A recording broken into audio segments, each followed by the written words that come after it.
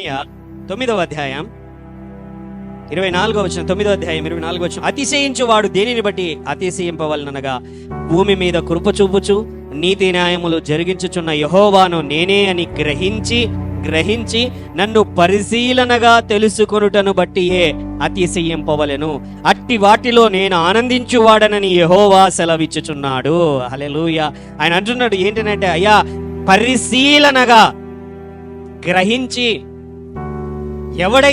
ఎవడైతే ఆయన దగ్గరకు వచ్చి పరిశీలించాలి ఆయన వాక్యములో ఆయన గుణగణాలని, ఆయన యొక్క ప్రత్యక్షతలని, ఆయన యొక్క అంతరంగమును, ఆయన యొక్క హృదయమును పరిశీలనగా గ్రహించున్నట్లు మనము ధ్యానించినప్పుడు, ప్రార్థన చేసినప్పుడు, వెదకినప్పుడు తనను తాను కనబరుచుకునేటువంటి దేవుడు. ఆమేన్. హల్లెలూయా.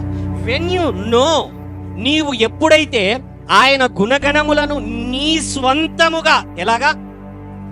హల్లెలూయా. నీ స్వంతముగా.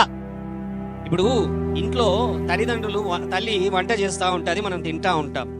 అయితే ఏదో ఒక రోజు నువ్వు కూడా ఆ వంట నేర్చుకొని చేసినప్పుడు నీకు ఎంత ఆనందం ఉంటుంది. నేను కూడా దీనిని, హల్లెలూయా, అట్లే ఇష్టముతో చికెన్ పకోడా నేర్చుకున్నా. ఒకసారి బాగొస్తుంది, ఒకసారి బాగా రాదు, అది వేరే సంగతి. అయితే చేసే విధానం తెలుసుకున్నప్పుడు, బయట చేసే విధానం, మనం చేసే విధానం ఎంతో ఆనందం. అంటే అది నీవు స్వంతముగా, ఇతరులు కాదు, నీవు స్వంతముగా నీ బైబిల్ని చదివి, నీ బైబిల్లో ఉన్న వాక్యాన్ని ధ్యానించి ఆ వాక్యములో ఉన్నటువంటి దాని దేవుడు నీతో మాట్లాడినప్పుడు, ఆ వాక్యములో ఉన్న మాటలలో నుండి దేవుడు నీ హృదయముతో మాట్లాడినప్పుడు, నీ ఆలోచనలతో మాట్లాడినప్పుడు, హల్లెలూయా, ఆ ఆనందము, ఆ ధైర్యము, ఆ విశ్వాసము వేరే స్థాయిలో ఉంటుందండి. హల్లెలూయా. అప్పుడు ప్రవక్తల గురించి, పాస్టర్ల గురించి, లేకపోతే ఇంకొకరి గురించి నువ్వు ఆలోచించావు. నువ్వే దేవుని దగ్గరికి వెళ్తావు, నువ్వే దేవుని దగ్గర కూర్చుంటావు, నువ్వే దేవుని దగ్గర ఆశ తీరా వెతకడానికి, గ్రహించుకోవడానికి, తృప్తిపరచుకోవడానికి నీ హృదయము ఏ స్థితిలోనికి వెళ్తుందంటే నువ్వు ధ్యానిస్తూ ఉంటే, నువ్వు పొరపాటున ఒక వారం 10 రోజులు మళ్ళీ గ్యాప్ తీసుకుంటే నీకు లేమి లేకపోతే వెలిది కనబడుతుంది నీ హృదయంలో. మిస్ అయిపోతుంది దేవునితో ఆరాధన, మిస్ అయిపోతుంది దేవునితో ధ్యాన సమయం, మిస్ అయిపోతుంది. నాకు ఖాళీగా ఉంది, నాకు చిరాకు వస్తుంది, నేను దేవునితో ఉండాలి, దేవుని కొరకు వెళ్ళాలి, దేవునితోనే గడపాలి అనేటువంటి ఆసక్తి చూసారా? ఆ ఆసక్తి మనకు కావాలి. హల్లెలూయా. ఆ ఆసక్తి నీలో ఎప్పుడైతే ఉంటుందో నీ అంతకు నీలో విశ్వాసం పెరుగుతుంది, నీ అంతకు నీలో ధైర్యం పెరుగుతుంది. 10 మంది నీకు ఎదురుగా ఎన్ని మాటలు మాట్లాడినా, వ్యతిరేకమైన మాటలు, అవిశ్వాసపు మాటలు, అపనమ్మిక మాటలు, ఇతర మాటలన్నీ మాట్లాడినా, you don't care about those words. ఆ మాటలను గురించి నువ్వు పట్టించుకోవు. దేవుడు నాతో చెప్పాడు, ఆయన దానిని నెరవేరుస్తాడు. హల్లెలూయా. బైబిల్ చెబుతుంది ఏలియా మన వంటి మనుష్యుడే. ఎలాగా? మనకంటే షార్ట్ టెంపరు. హల్లెలూయా. ఎలాగా? మనకంటే కోపిష్టి, మనకంటే ఆయనకున్నటువంటి, బైబిల్ చెప్పాలంటే ఆయనకున్నటువంటి ఒకసారి మనుషుల మీద కోప్పడతాడు, ఒకసారి దేవుని మీద కోప్పడతాడు, ఇంకొకసారి బాగా డిసప్పాయింట్ అయిపోయి తీసుకో. హల్లెలూయా. మనకంటే కూడా చెప్పొచ్చు ఆయన పరిస్థితి. వాక్యభాగంలోనికి వెళ్దాం. యాకోబు పత్రిక 5వ అధ్యాయం 17వ వచనములో, ఏలియా మన వంటి స్వభావం గల మనుష్యుడే, వర్షింపకుండునట్లు అతడు ఆసక్తితో ప్రార్థన చేయగా 3.5 సంవత్సరముల వరకు భూమి మీద వర్షింపలేదు.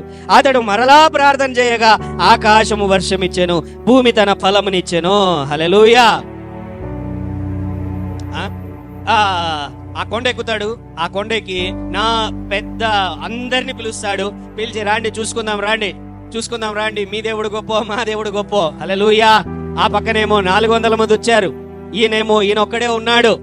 అక్కడ ఆ పరిస్థితులలో ఆ పెద్ద మొద్దులన్నీ తీసుకొని వచ్చి బలిపీఠం కట్టి ఒక జంతువును వధించి దాని మీద వేసి, హల్లెలూయా, మీ దేవునికి మీరు ప్రార్థన చేయండి, అగ్గిపుల్ల లేకోకుండా అది అంటుకోవాలా, అగ్గి మీరు అంటించుకోకుండా అది అంటుకోవాలా. హల్లెలూయా. వాళ్ళు ప్రొద్దుటి నుంచి సాయంత్రం వరకు ప్రార్థన చేసి మంత్రాలు చదివి ఈయనేమో పక్క నుంచి మళ్ళీ సెటైర్లు, జోకులు. ఆడు నిద్రపోతున్నాడేమో, చెవులకు వినపడలేదేమో, లేకపోతే వాడేమన్నా కళ్ళు మూసుకొని ఉన్నాడేమో, కొంచెం గట్టిగా గట్టిగా గట్టిగా హల్లెలూయా పడుకొని మళ్ళీ ఆ పక్కన చిన్నపిల్లల వీడియోలు అయితే భలే చూపించారు. ఒకసారి సూపర్ బుక్ అనేటువంటి దాంట్లో ఆయన కాలు మీద కాలేసుకొని ఒక రాయి మీద అట్లా కూర్చొని కొంచెం గట్టిగా పిలవండి. Hallelujah. Not in the Bible, but they have shown like that. It is funny. పిలవండి కొంచెం గట్టిగా, వానికి వినపడుతుందా? మీ వాడికి రావాలా కదా, దూరంగా ఉన్నాడేమో, చౌటోడేమో, మూగోడేమో, కొంచెం గట్టిగా గట్టిగా మీరు పిలిస్తే వాళ్ళు రావాలి. హల్లెలూయా. ఈయనేం చేశాడంటే సాయంత్రం అవ్వగానే సేమ్ ఈయనకు ఒక బలిపీఠం పెట్టాడు. ఇంకా కొంచెం స్పెషల్ యాడ్ ఆన్ చేశాడు. ఏంటంటే నీళ్లు తీసుకొని వచ్చి మళ్ళీ దాని మీద వేసాడు. నీళ్లు కారునంతగా పెద్దగా మోటార్ పెట్టాడు అనుకోండి, ఇంకంతే. హల్లెలూయా. గట్టి ప్రభువా అగ్ని దింపు నాయనా. హల్లెలూయా. ఒకే ఒక నిమిషం ప్రార్థన, అది ఒకే ఒక నిమిషం ప్రార్థన వాళ్ళు పొద్దున్న నుంచి చేశారు. హల్లెలూయా. ఆసక్తితో ప్రార్థన చేయగా ఆయనలో దేవుని ఎడల విశ్వాసం అంతగా పెంచుకున్నాడు, ధైర్యం పెంచుకున్నాడు. దేవుడు చెప్పాడు, చేశాడు. దేవుడు చెప్పగానే చేశాడు. అయితే వెంటనే అదే రోజే ఆ 400 మందిని చంపేస్తాడు. అందరూ కలుసుకొని ఆ శత్రువులని, లేకపోతే విరోధులని, లేకపోతే అన్య ఆ మాంత్రికులను అందరినీ కూడా వాళ్ళు చంపేస్తారు. ప్రజలు ఇతను కలిసి అందరూ చంపి పడేస్తారు. వెంటనే ఆ దేశపు రాణి ఆమె యెజబెలు ఈయన తరవడం ప్రారంభిస్తుంది. ఎట్లా తిరిగి నేను ఏలియాను వదిలిపెట్టాను. హల్లెలూయా. భయం ఎత్తుకొనింది. దేవుని దగ్గరికి పోయి పరిగెత్తుకుంటా పోయి ఆ పక్క ఈ పక్క తిరుగుతా తీసుకొని వెళ్ళిపోనా వల్ల కాదు. అంతకు మునుపు భయంకరమైన విశ్వాసం. ఆకాశం నుంచి అగ్నిని దింపాడు. ఇంకొక మరుసటి సమయంలోనే హల్లెలూయా. పేతురు కూడా అలాగనే. పేతురు కూడా మన వంటి స్వభావం కలిగిన వాడే.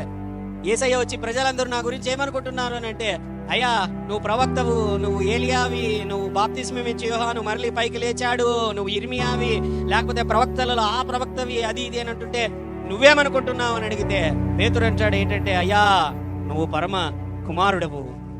ఏమంటున్నాడు ఆయన? నువ్వు సర్వోన్నతుని కుమారుడవు, క్రీస్తువు నువ్వు అనగానే దేవుడు వెంటనే, యేసయ్య వెంటనే, రక్త మాంసములు దీనిని బయలుపరచలేదు పేతురా, పరలోకమందున్న నా తండ్రే నీకు ప్రత్యక్షతనిచ్చాడు. హల్లెలూయా. ప్రత్యక్షతనిచ్చాడు అని అంటే ఆయన అంటాడు మళ్ళీ వెంటనే ఏంటనంటే, అయ్యా నేను ఇక కొంతకాలానికి నేను మరణిస్తాను, తిరిగి 3వ దినమని లేస్తానంటే ఏం మాట్లాడుతున్నావు యేసు నువ్వు? ఏం మాట్లాడుతున్నావు నువ్వు? నీకేం కాదు, పోతే మేము ఆడిపోవాలా? హల్లెలూయా. ఆయన సమస్యలు ఆయనవి. హల్లెలూయా. ఆత్మచేత నింపబడ్డాడు. వెంటనే ఏమైనది? అవిశ్వాసముతో, అపనమ్మికతో వెంటనే అపవాది మాటలు మాట్లాడడం మొదలు పెట్టాడు. యేసయ్య అంటున్నాడు కదా, ఇంతకు ముందు దేవాది దేవుడే నీకు బయలుపరిచాడు అన్నటువంటి వాడు, సాతానా పో పక్కకి,